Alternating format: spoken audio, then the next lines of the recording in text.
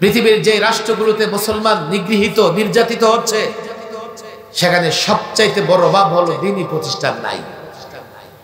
সবচাইতে বড় অভাব দ্বীনি প্রতিষ্ঠান নাই।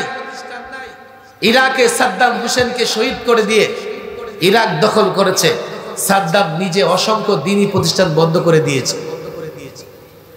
গাজ্জার কথা আমি বলবো না, মধ্যপ্রাচ্যের কথা বলবো না, সরকারি প্রতিষ্ঠানে ভরে গেছে।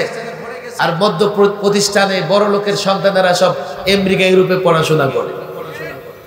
তারা কি করে রাষ্ট্র হেফাজত করবে?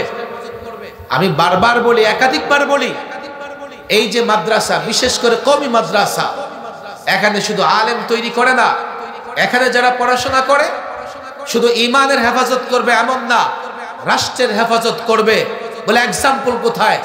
এক্সাম্পল হচ্ছে তালেবান। আফগানিস্তানের দিকে তাকাও, আজকে 70 বছর লড়াই করে গাজ্জাকে তারা হেফাজত করতে পারে নাই, ইরাক হেফাজত করতে পারে নাই, উইগর মুক্ত করতে পারে নাই, কাশ্মীর মুক্ত করতে পারে নাই। আফগানের দিকে দেখো, আমেরিকা, নেটো, গোটা পৃথিবীর কাফের শক্তি এক হয়ে তালেবান আফগানিস্তানকে ধ্বংস করতে চেয়েছে। সেখানে দ্বীন আছে, দ্বীন শক্তি।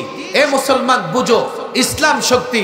আজকে আমাদের প্রতিবেশী দেশ, প্রতিবেশী দেশ, প্রতিবেশী দেশ, আমি পরিষ্কার